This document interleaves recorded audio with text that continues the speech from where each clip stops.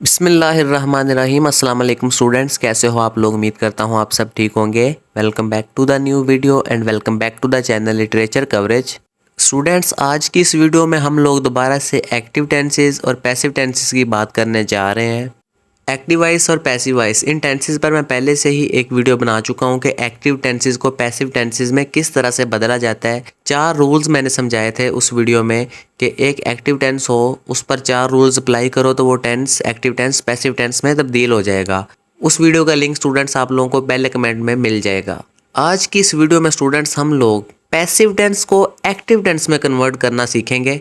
चलो, active tense को तो पैसिव टेंस में कन्वर्ट करना आ गया है, वो ज़्यादा मुश्किल भी नहीं है, लेकिन एक पैसिव टेंस को किस तरह से एक एक्टिव टेंस में कन्वर्ट करना है ये थोड़ा सा मुश्किल हो सकता है कुछ स्टूडेंट्स के लिए।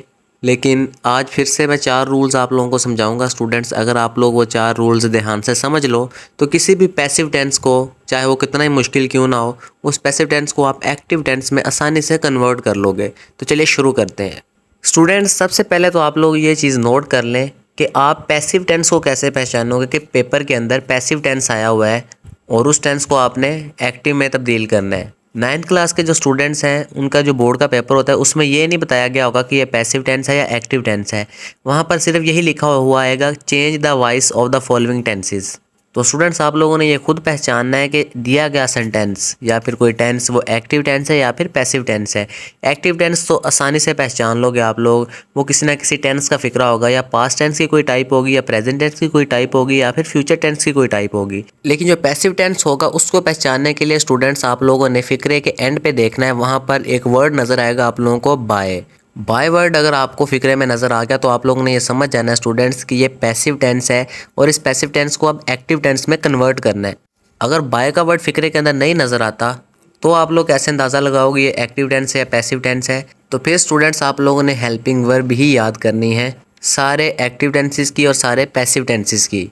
इसके अलावा एक और ट्रिक भी है एक्टिव टेंस को पहचानने की और पैसिव टेंस को पहचानने की, कि जो पैसिव टेंस और एक्टिव टेंस इन दोनों का आप उर्दू तर्जमा करोगे ना तो आप लोगों को फ़र्क क्लियर हो जाएगा दोनों टेंसेस में। एक्टिव टेंस में एक्टिवली बात की गई होगी, डायरेक्ट एक्शन मेंशन किया गया होगा, लेकिन पैसिव टेंस में जो एक्शन है वो एक्टिवली मेंशन नहीं किया गया होगा। जैसे कि एक मिसाल मैं देता हूँ आप लोगों को, अली खाना खा रहा है, Ali is eating the food. और इस टेंस का अगर पैसिव टेंस बनाया जाए तो वो क्या होगा, खाना अली से खाया जा रहा है, the food is being eaten by Ali.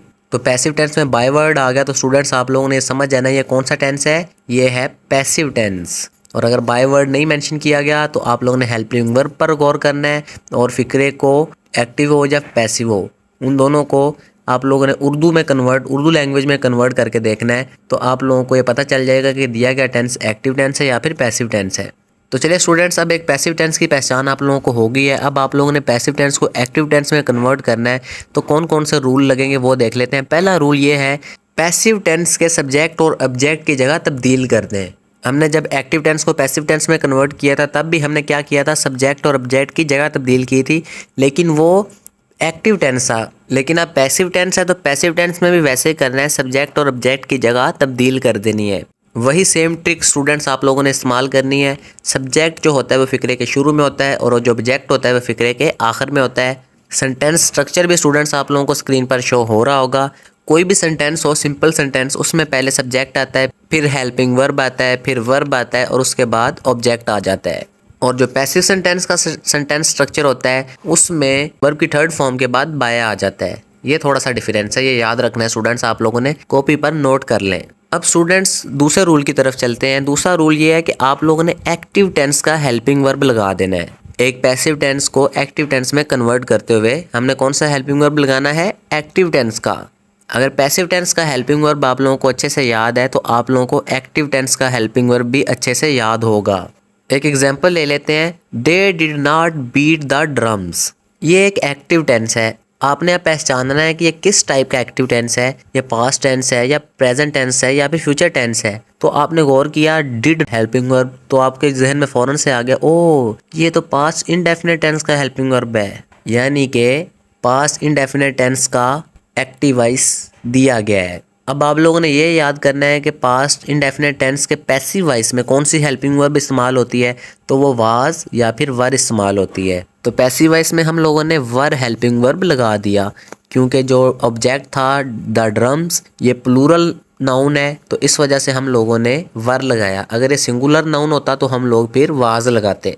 वही सेम रूल, सब्जेक्ट और ऑब्जेक्ट की जगह तब्दील करें, फिर पैसिव टेंस का हेल्पिंग वर्ब लगाएं, उसके बाद वर्ब की थर्ड फॉर्म लगाएं, उसके बाद बाय लगाएं और एक एक्टिव टेंस पैसिव में कन्वर्ट हो गया।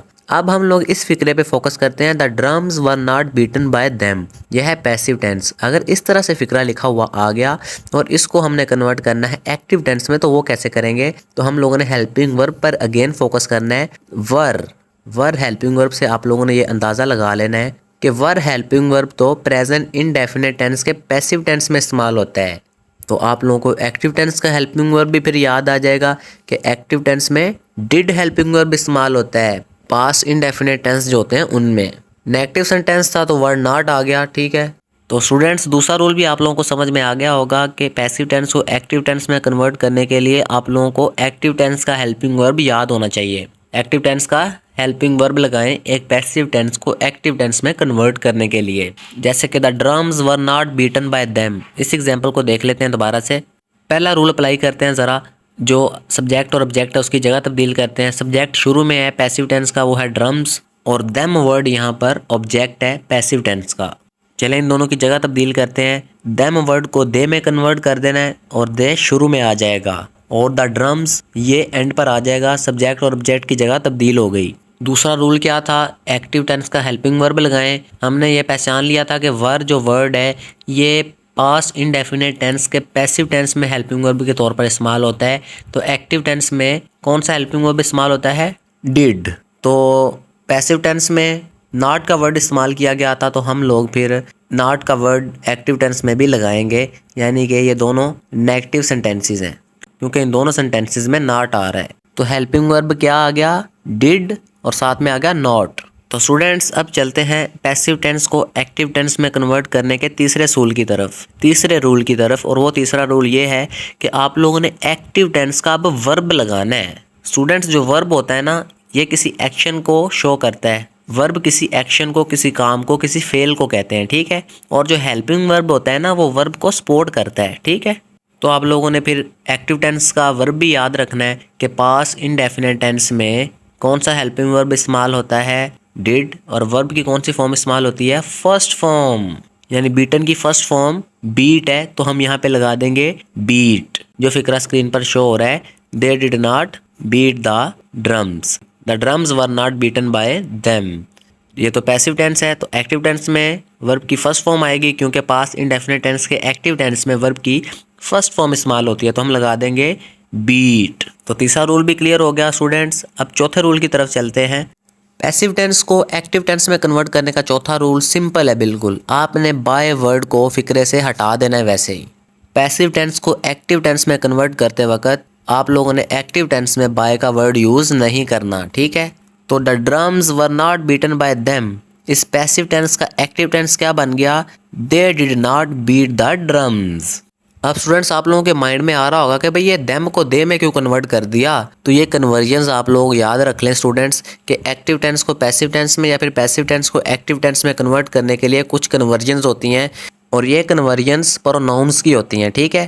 तो कुछ कन्वर्जन्स आप लोगों को स्क्रीन पर शो हो रही होंगी स्टूडेंट्स। अगर फिक्रे के अंदर ही वर्ड है ना, तो उसको हमने हिम में कन्वर्ट कर देना है। अगर उस टेंस का एक्टिव से पैसिव बनाना है, शी वर्ड को हर में कन्वर्ट कर देना है, दे वर्ड को देम में कन्वर्ट कर देना है, यू वर्ड को यू में कन्वर्ट कर देना है, आई वर्ड को मी में कन्वर्ट कर देना है, और वी वर्ड को अस में कन्वर्ट कर देना है। इसी तरह से अगर फिक्रे में हिम वर्ड दिया गया है तो वो ही में कन्वर्ट हो सकता है, हर वर्ड शी में कन्वर्ट हो सकता है, देम वर्ड दे में कन्वर्ट हो सकता है, यू वर्ड यू में कन्वर्ट होगा, और मी वर्ड आई में कन्वर्ट होगा, और अस वर्ड वी में कन्वर्ट होगा, ठीक है। तो स्टूडेंट्स मैं उम्मीद करता हूँ कि आप लोगों को पैसिव टेंस से एक्टिव टेंस किस तरह से बनाना है इसकी समझ आ गई होगी। आज की वीडियो यहीं पे एंड करते हैं।